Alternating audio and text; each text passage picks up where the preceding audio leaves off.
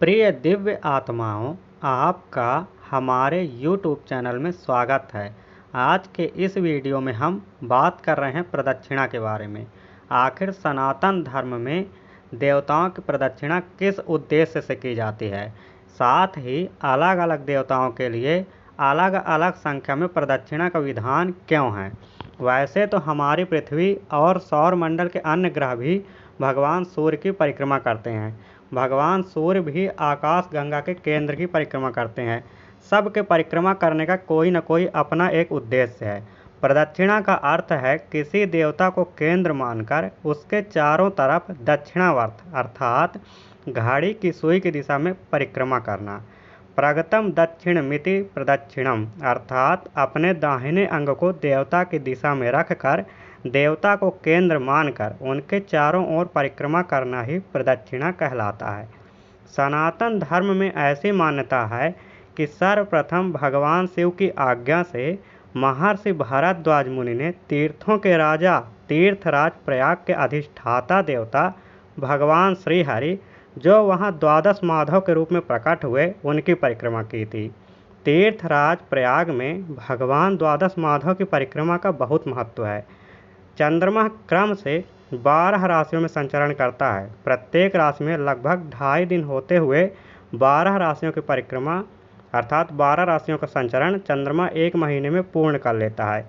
पृथ्वी में प्रत्येक व्यक्ति इन्हीं 12 राशियों में से किसी न किसी एक राशि में जन्मा हुआ होता है और जिस राशि में वह जन्मा होता है उसी राशि के अनुसार ही उस व्यक्ति का स्वभाव भी होता है। इसीलिए भगवान श्री हरि द्वादश माधव के रूप में तीर्थराज प्रयाग में प्रकट हुए। इनके नाम हैं वेणी माधव, अक्षयवट माधव, अनंत माधव, असी माधव, मनोहर माधव, बिंदु माधव, श्री आदि माधव, चक्र माधव, श्री गदा माधव, पद्म माधव, संकटहर माधव और शंख माधव। भगवान श्री हरि के द्वादश माधव के रूप में प्रकट होने से ही प्रयागराज आदिकाल में तीर्थों का राजा बना। हालांकि बाद में भगवान विष्णु ने राम और कृष्ण अवतार लिए तो अयोध्या, मथुरा, वृंदावन, द्वारिका आदि स्थानों की भी कीर्ति बढ़ गई। कलयुग में भगवान वेंकटेश्वर और भगवान जगन्नाथ के अवतार लेने से उन स्थानों की भी कीर्ति बढ़ गई है। भगवान श्री हरि द्वादश माधव के रूप में तीर्थराज प्रयाग में प्रकट हुए हैं। वैसे ही भगवान शिव भी द्वादश ज्योतिर्लिंग के रूप में ही पूरे भारतवर्ष में अलग अलग विशिष्ट स्थानों में प्रतिष्ठित हैं। अतः सनातन धर्म में प्रदक्षिणा या परिक्रमा का महत्व भगवान शिव की आज्ञा से महर्षि भारद्वाज ने ही प्रारंभ में स्थापित किया। महर्षि भारद्वाज ने श्री द्वादश माधव की परिक्रमा की और उन्होंने परिक्रमा की 3 संकल्पनाएं दी हैं। प्रथम यह है कि प्रदक्षिणा करने से जन्मों के संचित पापों का क्षय होगा। द्वितीय यह है कि प्रदक्षिणा करने से मनोरथों की पूर्ति होगी। तीसरी यह है कि प्रदक्षिणा किए बिना पूजा पाठ अधूरी मानी जाएगी। प्रदक्षिणा करके प्रणाम करने से ही देवता की पूजा पूर्ण मानी जाएगी। ये 3 संकल्पनाएं तो हैं ही, इसके अतिरिक्त हमारे ऋषियों ने किस देवता की कितनी बार परिक्रमा करनी चाहिए इसको भी उजागर किया है। जैसे भगवान श्री गणेश और श्री हनुमान की 3 परिक्रमा करनी चाहिए, भगवान श्री विष्णु की 4 परिक्रमा करनी चाहिए, भगवान शिव की आधी परिक्रमा करनी चाहिए, आदि शक्ति की 1 परिक्रमा करनी चाहिए, भगवान सूर्य की 7 परिक्रमा करनी चाहिए। इनके अलावा भी जिन देवताओं की परिक्रमा संख्या आपको ज्ञात न हो उनकी 3-3 परिक्रमाएं करनी चाहिए। सबसे पहले बात करते हैं भगवान गणेश की। भगवान गणेश की 3 परिक्रमा का विधान क्यों है। भगवान गणेश और भगवान हनुमान की 3-3 परिक्रमा का विधान है। हमारा यह संसार 3 गुणों से ही निर्मित है, सत्य, रज और तम। ये तीनों गुण प्रत्येक मनुष्य के अंदर ही पाए जाते हैं, परंतु जो गुण जिस व्यक्ति में ज़्यादा होता है उस मनुष्य का स्वभाव भी वैसा ही हो जाता है। जैसे यदि किसी व्यक्ति के अंदर तमोगुण बढ़ा हुआ होगा, तमोगुण ज़्यादा होगा तो वह व्यक्ति आलसी, प्रमादी, ज़्यादा तीखा खाने वाला, देर तक सोने वाला और कार्य को अधिक महत्व देने वाला नहीं होता है। वह कम श्रम करके अधिक फल पाने की इच्छा रखने वाला होता है। इन्हीं गुणों से प्रभावित होकर ही एक व्यक्ति की बुद्धि भी उसे वैसे ही दिशा में लगा देती है। तामसिक बुद्धि वाला व्यक्ति झगड़ालू, हिंसक, बिना ज़्यादा परिश्रम के बड़ा फल प्राप्त हो ऐसी इच्छा रखने वाला, ऐसी सोच रखने वाला होता है। यहाँ पर एक ध्यान दें कि भगवान गणेश और भगवान हनुमान दोनों ही बाल लीला पर आपको बहुत हठी और बागी स्वभाव के दिखेंगे। एक चीज़ को जो वो पकड़ लेते थे तो उसी के पीछे पड़ जाते थे, फिर चाहे दूसरे कोई बात कहें वह उस बात को ध्यान नहीं देते थे, वह अपने मन की ही किया करते थे, दूसरे की बातों को वो महत्व नहीं देते थे। भगवान गणेश की बुद्धि को सम किया था भगवान शिव ने। भगवान शिव के त्रिशूल में आपको 3 रेखाएं दिखेंगी जो सत, रज और तम को ही संतुलित करती हैं। वैसे ही भगवान हनुमान की बुद्धि को सम किया था भगवान इंद्र ने। भगवान इंद्र के वज्र में भी आपको 3 रेखाएं दिखती हैं। ये सत, रज और तम को संतुलित करने के लिए ही दिखाई देती हैं। सत, रज, तम तीनों गुणों में सम होकर ही भगवान गणेश ने साधना से प्रथम पूज्य का पद प्राप्त किया, तो वहीं हनुमान जी ने कलयुग के अंत तक सभी भक्तों का कल्याण करने का पद प्राप्त किया है। अब बारी हमारी है, हमें भी अपनी बुद्धि सही करनी है, सत, रज, तम के प्रभाव को सम करना है। सतगुण की वृद्धि करने से ही सुख की प्राप्ति होती है। भगवान गणेश, भगवान हनुमान की 3 परिक्रमा हमारे द्वारा इसीलिए की जाती है क्योंकि हमें भी इन्हीं के द्वारा एक अच्छी बुद्धि, सच्ची बुद्धि को प्राप्त करना है। बुद्धि का स्वामित्व अब इन्हीं के पास है। भगवान विष्णु की आखिर 4 परिक्रमा क्यों की जाती है? भगवान विष्णु जगत पिता हैं। हमारे भरण पोषण पालन इनकी जिम्मेदारी भगवान विष्णु की है। सनातन धर्म में 4 मुख्य पुरुषार्थ माने गए हैं: काम, अर्थ, धर्म और मोक्ष। भगवान विष्णु भी अपने चतुर्भुज स्वरूप से शंख, चक्र, गदा, पद्म धारण किए हुए इन्हीं 4 पुरुषार्थों को प्रदान करते हैं। काम, अर्थ, धर्म और मोक्ष, इन 4 पुरुषार्थों की प्राप्ति करने के लिए ही जगत पिता भगवान विष्णु की 4 परिक्रमा करने का सनातन धर्म में विधान है। भगवान शिव की आधी परिक्रमा क्यों की जाती है? भगवान शिव हर चीज़ से, हर द्वंद्वों से उदासीन हैं। शुभ अशुभ, पाप पुण्य, जीत हार, शीत ऋतु, ग्रीष्म ऋतु, किसी भी स्थिति में वो हर पल उदासीन ही हैं।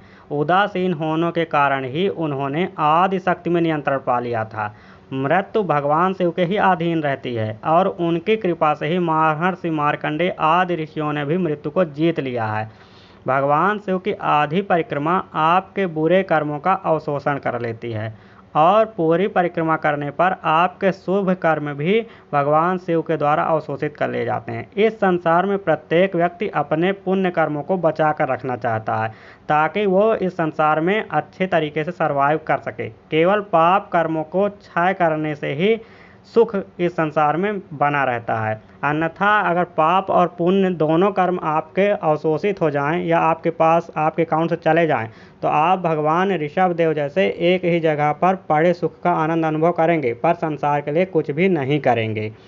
केवल पाप कर्मों को ही हर व्यक्ति दूसरों को सौंपना चाहता है और अपने पुण्य कर्मों को बचा कर रखना चाहता है। कोई भी आत्मा अपने पाप कर्मों को सौंप करके पुण्य कर्मों को बचा कर ही रखना चाहती है। लेकिन अन्य देवताओं का यह विधान है कि जब आप अपने शुभ कर्मों को भी उन्हें अर्पित करेंगे तभी वह आपके पाप कर्मों को भी स्वीकार करेंगे, अन्यथा वो आपके अकेले केवल पाप कर्मों को स्वीकार नहीं करते हैं। केवल और केवल भगवान शिव ही हैं जो उदासीन होने के कारण केवल आपके बुरे कर्मों को भी अर्पित करने पर स्वीकार कर लेते हैं। इसीलिए भगवान शिव को ऐसी ऐसी विचित्र वस्तुएं चढ़ाई जाती हैं जो अन्य देवतागण नहीं स्वीकार करते हैं। इसलिए भगवान शिव की आधी परिक्रमा करके आप केवल अपने बुरे कर्मों को सौंप कर वापस लौटाते हैं ताकि आपके पुण्य कर्मों का क्षय न हो, आपके पुण्य कर्म आपको बचे रहें और आपके जितने भी बुरे कर्म हैं वो भगवान शिव अवशोषित कर लें। इसी वजह से भगवान शिव की आधी परिक्रमा का विधान है। ऐसे ही आदि शक्ति जगत माता जगदम्बा दुर्गा माता की एक ही परिक्रमा का विधान है, क्योंकि आदि शक्ति संपूर्ण संसार की ऊर्जा का स्रोत हैं। संपूर्ण सृष्टि की शक्ति वही हैं। उन्हीं की शक्ति से, उन्हीं के बल से संपूर्ण संसार संचालित है। वही एक आदि शक्ति आदि माता है जिनसे यह पूरा संसार प्रकट हुआ है। इसलिए उनकी एक ही परिक्रमा करने से शक्ति आपको प्राप्त हो जाती है।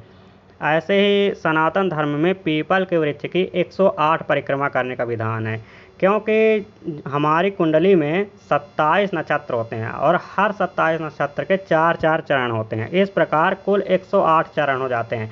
इन्हीं 108 चरण के सभी नकारात्मक प्रभावों से मुक्ति के लिए पीपल के वृक्ष की 108 परिक्रमा करने का विधान है।